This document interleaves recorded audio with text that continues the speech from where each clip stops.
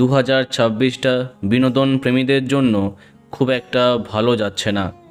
একাধিক খারাপ খবরের মাঝে এবার ধারাবাহিকে আর কাজ না করবার খবরটি শেয়ার করলেন জি বাংলার অন্যতম জনপ্রিয় কোণে দেখা আলো ধারাবাহিকের অভিনেত্রী।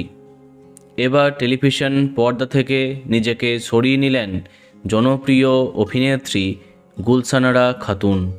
ছোট পর্দা হোক বা ওয়েব সিরিজ, বিভিন্ন রকমের চরিত্রে দর্শকের মন জয় করেছেন তিনি। শেষবার কোণে দেখা আলো ধারাবাহিকে লাজবন্তীর মায়ের চরিত্রে কাজ করেছেন তিনি। কিন্তু কেন এই কঠিন সিদ্ধান্ত? আসলে অনেক দিন ধরেই এই অনিশ্চয়তার লড়াই লড়তে লড়তে ক্লান্ত হয়েছেন অভিনেত্রী। তার কথায়, পেশাদার হিসেবে বলছি, আমার কর্মক্ষেত্রে প্রতিটি মুহূর্তে অবনমন দেখছি, তা কাজের ক্ষেত্রে হোক বা আদর্শ।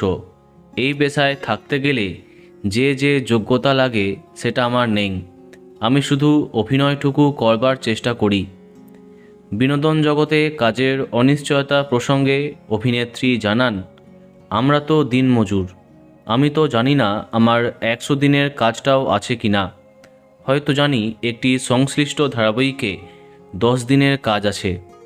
যখন দেখছি টানা অনেক দিন হাতে কাজ থাকছে না, অবসাদে ভুগছি। দাদা দিদিদের তুষ্ট করতে পারছি না। বয়সটাও হচ্ছে, আর ইচ্ছে নেই।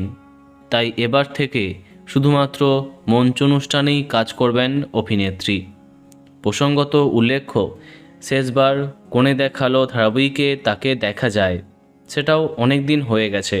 এমন অবস্থায় তিনি মেগা ছেড়ে দিলে পরবর্তীকালে এই চরিত্রে অন্য কাউকে দেখা যেতে পারে।